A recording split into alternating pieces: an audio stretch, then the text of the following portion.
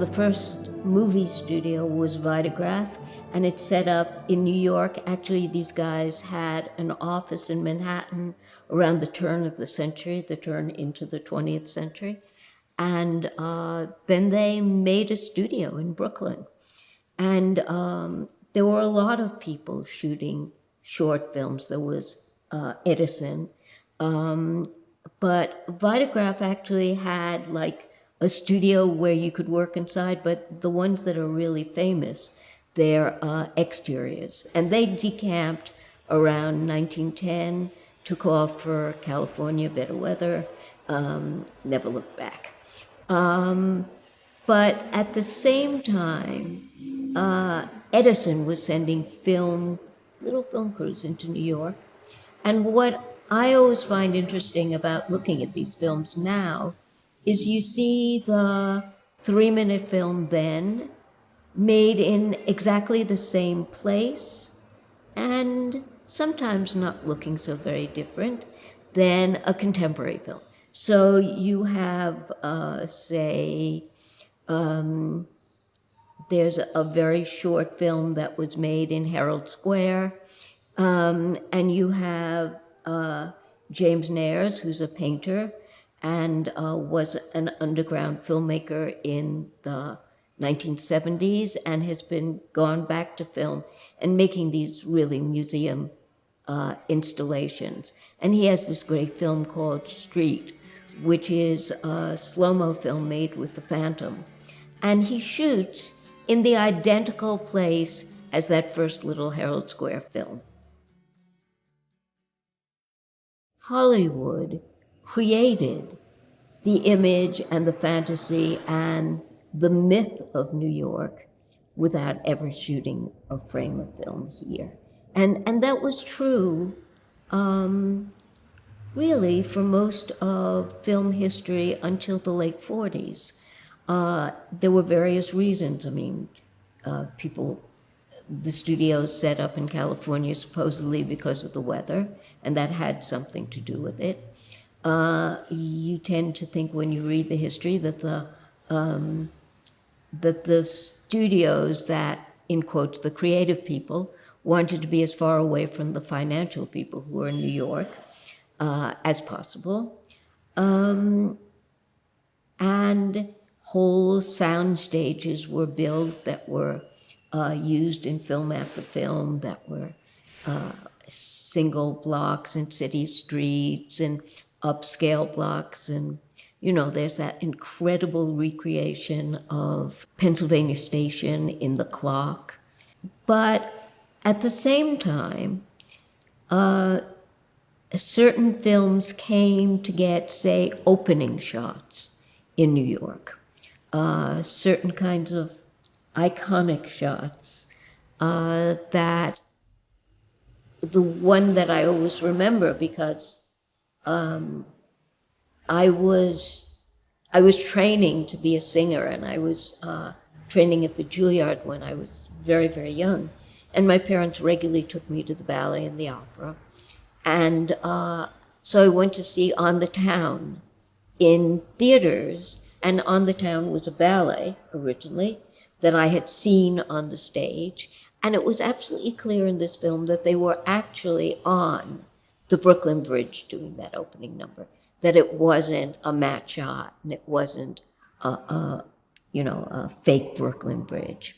And if you lived in New York, and you lived in New York all your life, you could tell the difference. The Naked City was, if it wasn't absolutely the first studio feature shot in New York in 1948, it was one of the first. And I think that the desire to do that, to shoot on location in New York, came out of a couple of factors. One was the Second World War. And one of the things that happened during the Second World War is that people were going to theaters and seeing newsreels. And they were getting used to seeing the real thing, verisimilitude. And so that idea of making a film in the actual city, so you would see it like you actually saw London and you actually saw Rome, very importantly. So you would actually see this urban capital. I think there was a desire for that. The other factor, of course, was in Italy after the Second World War, you had the rise of neorealism. And neorealism grew out of several factors. One, there were no film studios. And during the Second World War, there was a certain amount of bombing out, but there was very little electricity. You couldn't light on a sound stage. And so the neorealists, out of necessity, began shooting on the street. Ladies and gentlemen, the motion picture you are about to see is called The Naked City. When I took a look at it the other night again, there were two things that are very striking. One, there's almost nothing in the city that looks the same as in this film. It's extraordinary because the things that they were shooting, for the most part, they weren't shooting icons. They weren't shooting the Statue of Liberty. They weren't shooting particularly the Empire State Building, but they were shooting the skyline from above in an airplane, and that skyline is totally altered now. The other really important influence on The Naked City is Ouija, and Ouija's photographs of crime scenes in New York. A tremendous influence on how the crime in Naked City is investigated, what happens when the detectives come into the crime scene. All of that is very much derived from New York City still photography. They came to New York with really no support system here. They were a Hollywood studio who flew in their crew and their lights and everything to make this production. And they improvised a soundstage, I think on 26th Street, that had been there from the very early days, but there was nothing really to use. And it was, however, right around this time, right around the late 40s and the early 50s, that you had the growth of television. And television took roots in New York. You began to have actually a union of television employees who could shoot film and who became the second union that New York relied on in 1960. So you began to have the beginning of an infrastructure to make films here. The other thing that happened slightly later was that you had the development in the late 50s of certain kinds of cameras. The camera setup, the sync sound, 16 millimeter cameras that were used for cinema verite documentary. Morris Engel, who was a still photographer, who made The Little Fugitive, commissioned a 35 millimeter silent camera that he could handhold. Morris Engel was a colleague of Helen Levitt, also a great New York photographer, and Helen Levitt and Janice Loeb and the film critic James Agee had made this short film in 1948 in the street, which kind of opened, the idea that you would go into what was then Spanish Harlem and shoot on the street this extraordinary film, which was daily life and largely kids on this one block. And all that was the beginning of people being able to see that it was possible to shoot here and not be involved with the studios. I mean, to shoot here because you were a documentarian, because you were an underground filmmaker, but even, as Morris Engel did, to make feature films here.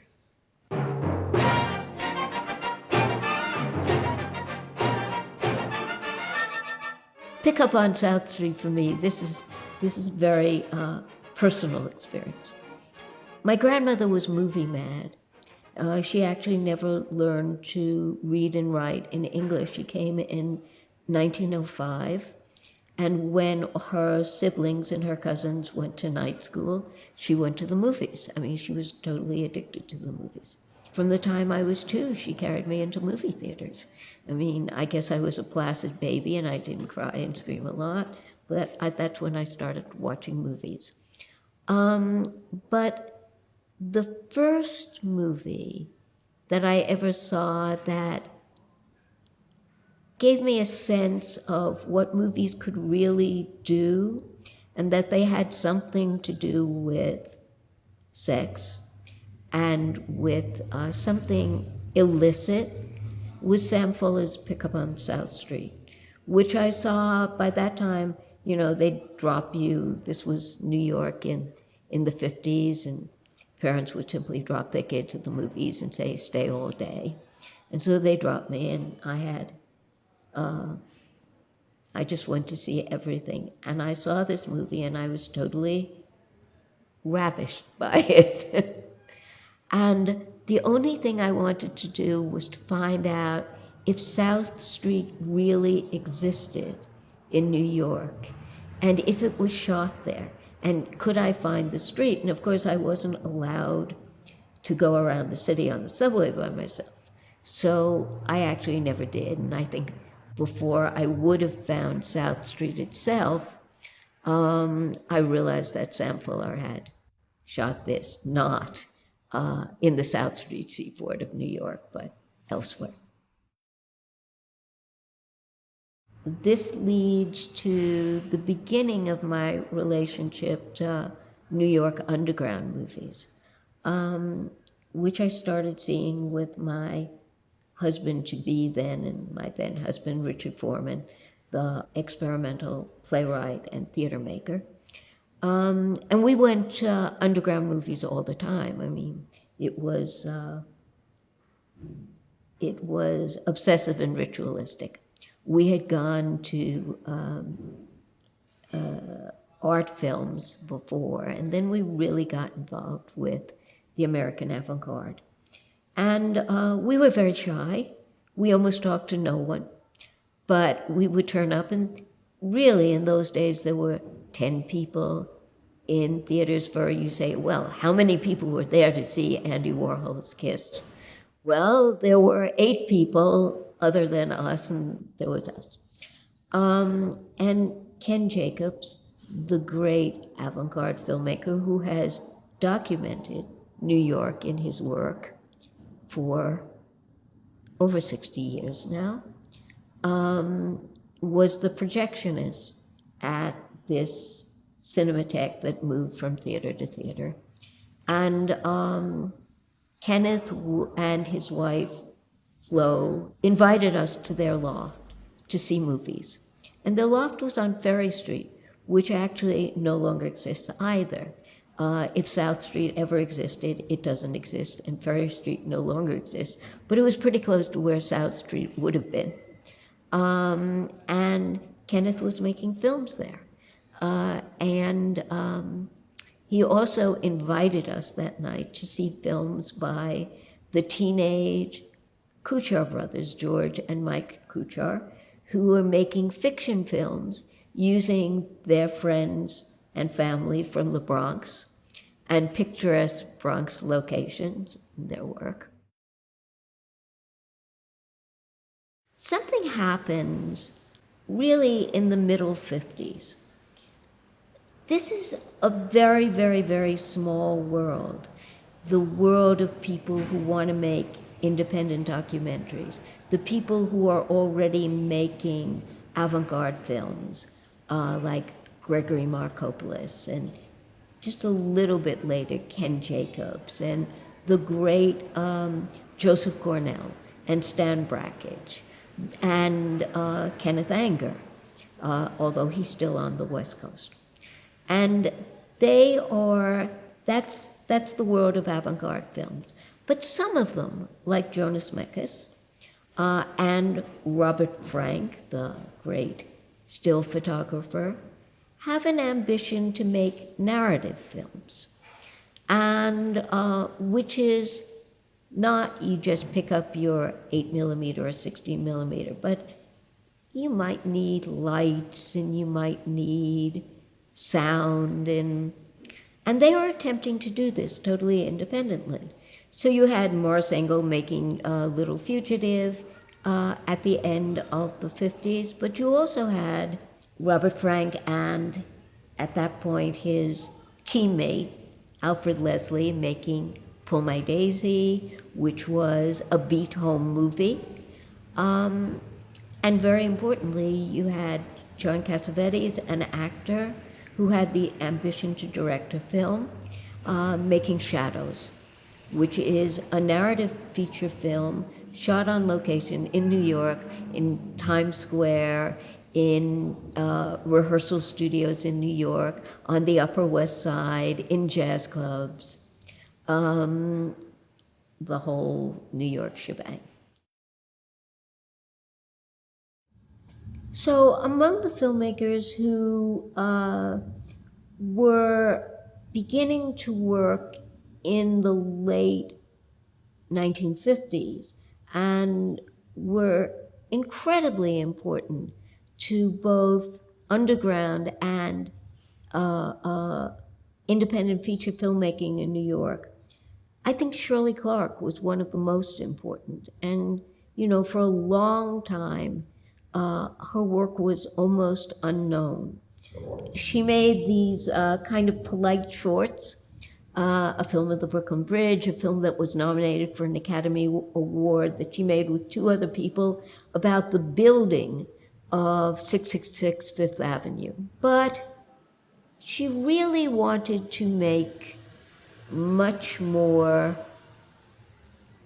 films about subcultures. And her first important feature was she just filmed the Living Theater's production of The Connection, the Jack Gelber play about a bunch of drug addicts waiting for their connection. And that's an extraordinary film. And 2 years later, in 1963, she made the first fiction film shot in its entirety in Harlem, The Cool World, which is just a major piece of independent filmmaking. Things really took off very slowly from there. But you also had in the 60s the rise of New York film schools, particularly NYU. And for example, Martin Scorsese went to NYU Film School, and he had the ambition to be a narrative feature filmmaker. He was enormously influenced by seeing Kenneth Anger's Scorpio Rising, which was one of the major works of the American avant-garde.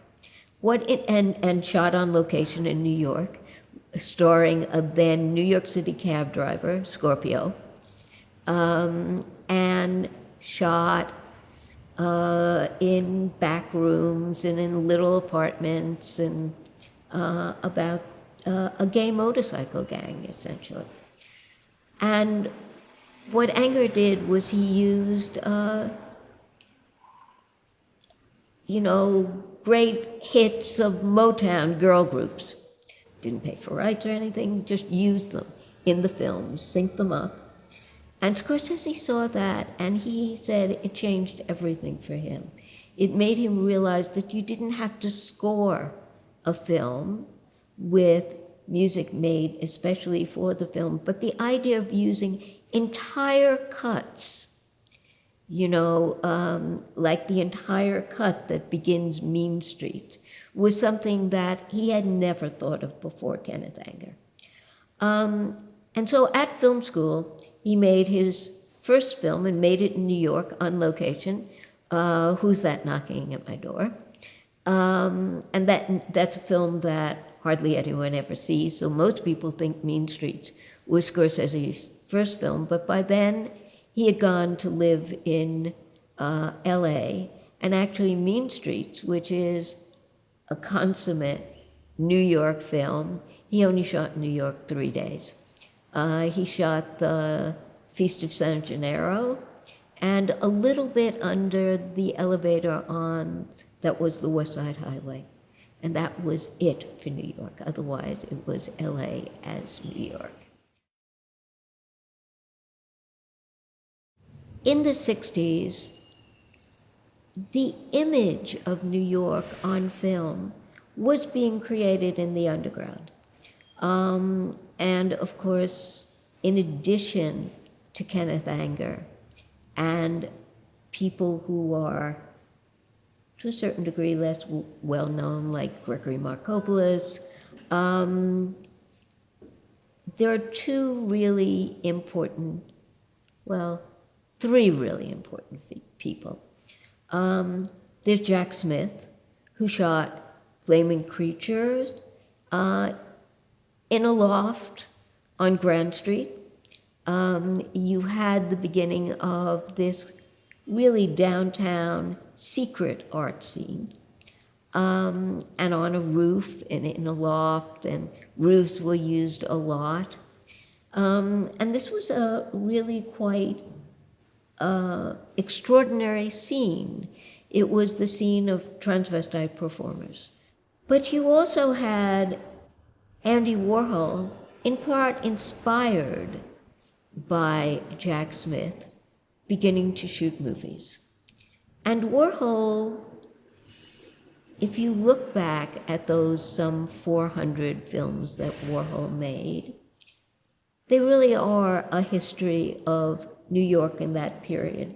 Not that he shot exteriors very much, although he did iconically make a film of the Empire State Building from sunset to sunrise. But the people who lived in New York and were made in quotes, this incredible Warhol scene, which was uptown and downtown, and rich people and poor people, and drug addicts and hookers and debutantes and everything, came together in Warhol's factory. And the films are not really about the landscape of New York. Warhol's factory, the interior, became this sound stage that stood for New York in that period. The other great filmmaker of New York in the 60s was Jonas Mekas. And very few people knew that Jonas, who was, the father and the godfather of avant-garde film, who created an infrastructure so there were not just isolated people who would make one or two films and then say, well, they'll go in my closet and now I have to do something seriously, but so that dozens, hundreds of people were walking around New York in the 60s with their Super 8 cameras or their 16 millimeter cameras, making diaries and shooting their girlfriends and their dogs and everything else. I mean, it was a very active filmmaking scene. And Jonas, who was busy raising money for everyone else and setting up the Filmmakers Cinematheque and later Anthology Film Archives and the Filmmakers Co-op, whoever thought, after his first 2 attempts, that he had continued making films. He made a film, a narrative sync-sound feature in 1959. Didn't work too well, Guns of the Trees. He made a film of the Living Theater's production of The Brig. And then everyone thought that he had stopped. But actually, he was walking around with his camera shooting from the hips. And around 1966, he got a commission to please deliver a film to us. And he began editing the New York diaries that he had been keeping since he arrived in 1946. And those are now some of the greatest works that document New York City. And Jonas walked around outside. He was not only an inside guy. He was an exterior guy. So in films like Diaries, Notebooks, and Sketches, and Lost, Lost, Lost in particular, you have a whole history of the New York art and film scene, but also an immigrant scene, the Lithuanian immigrants. Jonas was from Lithuania, and that immigrant community was a large part of his base, and he had begun shooting them as early as 1946. So that's a whole other history of New York that's there. Then what happens is, I think because Warhol has such extraordinary presence in media, a film like Midnight Cowboy, coming to shoot in New York, it's really shooting in Warhol territory, and with characters modeled on people who would turn up at the factory.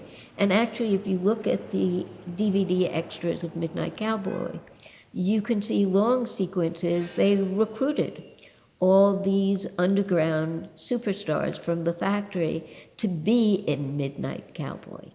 And while Hollywood was never interested in Warhol, he was certainly interested in Hollywood. And Hollywood was interested in using him in a particular way, although they were never interested in financing him.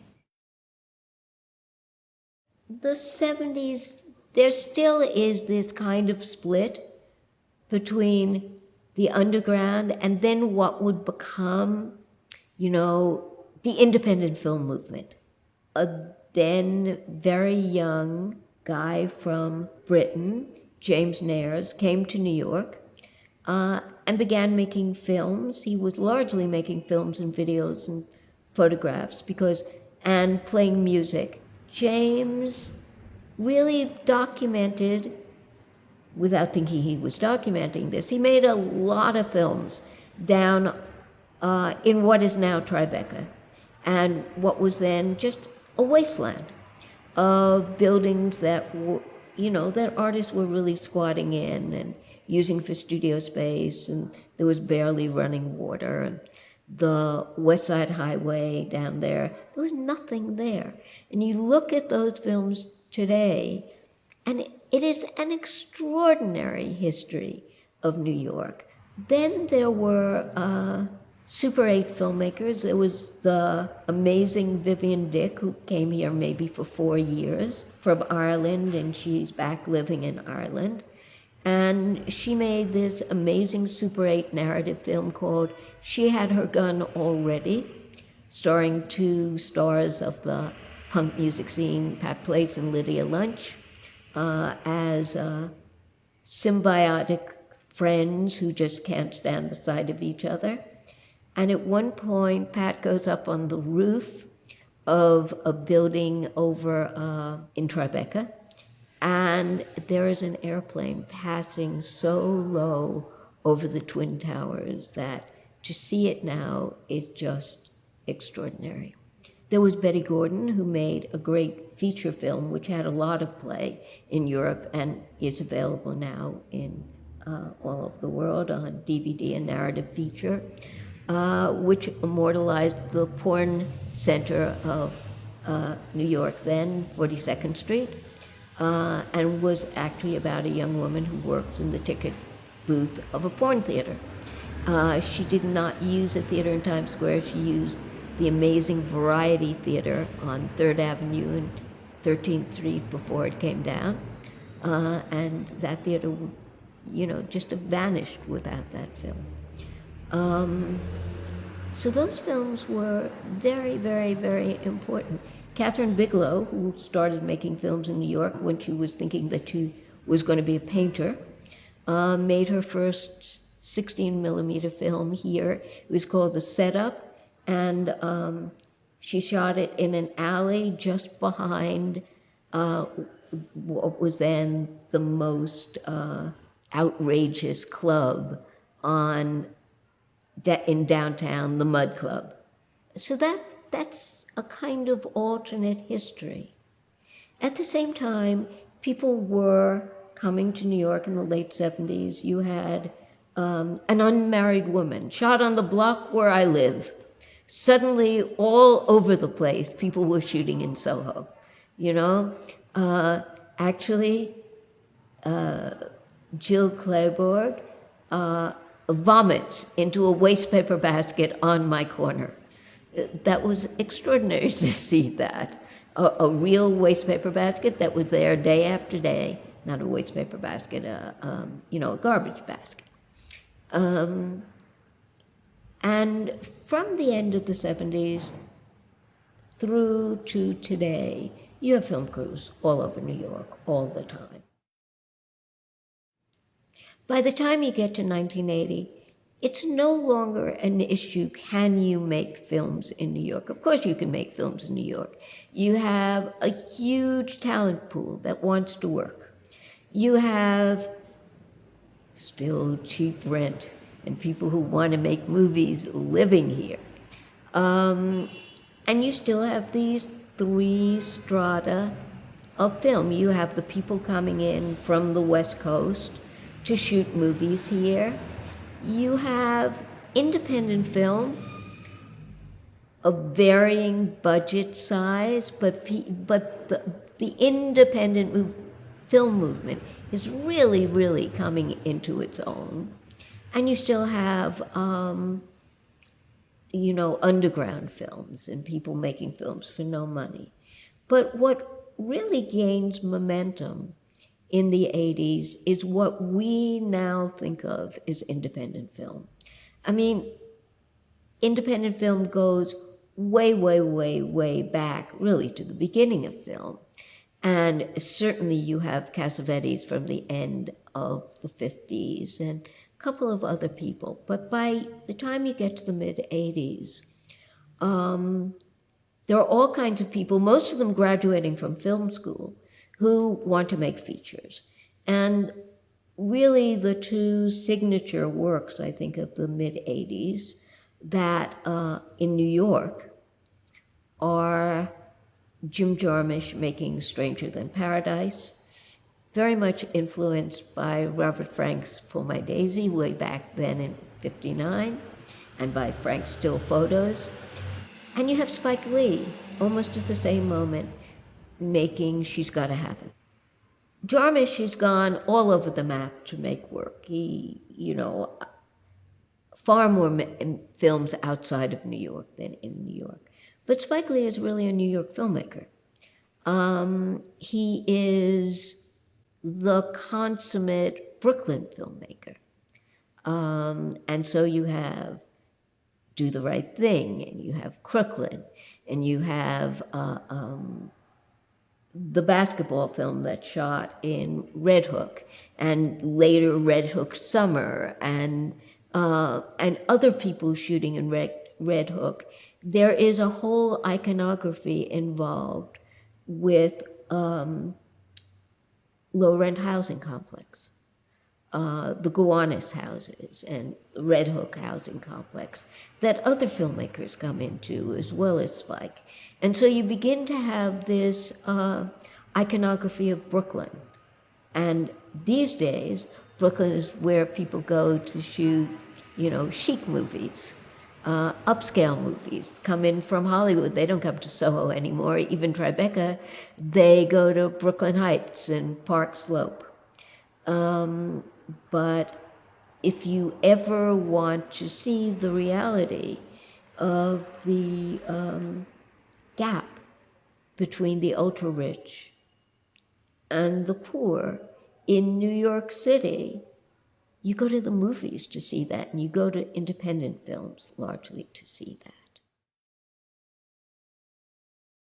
By the end of the 80s, it was all here. It was no longer an issue, can I shoot in New York? Of course I can shoot in New York. Do I want to shoot in New York? Yes, of course I want to shoot in New York.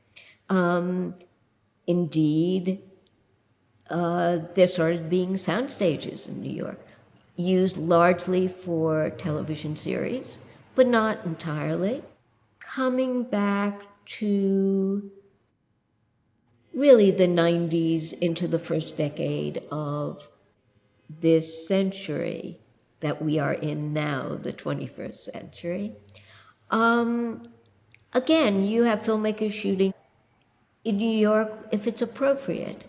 So you have Steven Soderbergh making his independent film, The Girlfriend Experience, here in New York and immortalizing some really high-end, extremely tacky restaurants and places over on in Chelsea and on the East Side, and contemporary loft living.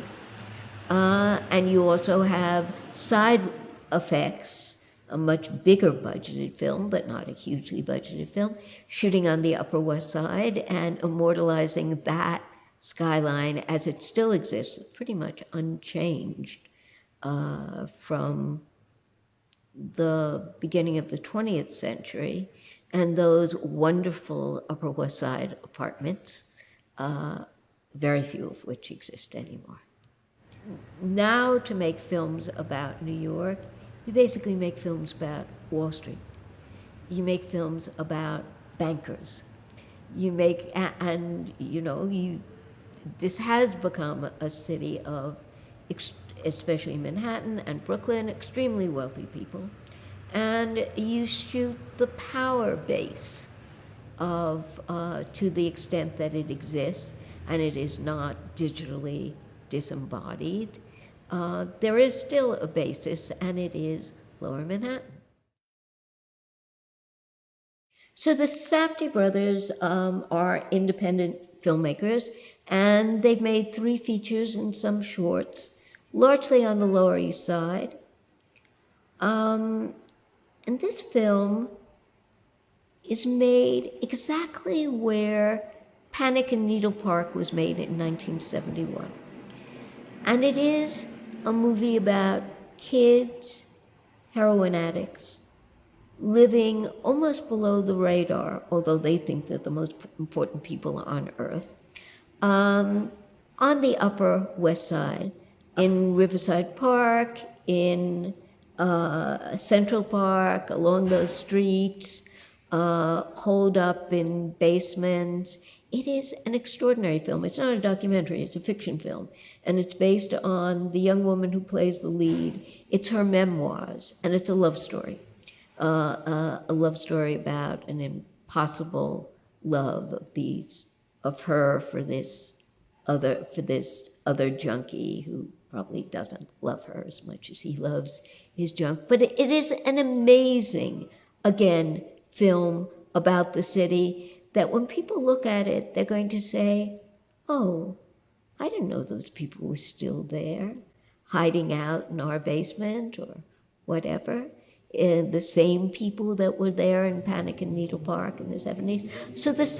So movies keep recreating the image of the city, but it's not an image that isn't there. It's not a phony image.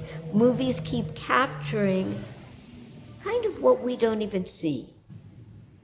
I mean, movies keep capturing what we are, we walk around with blinders on.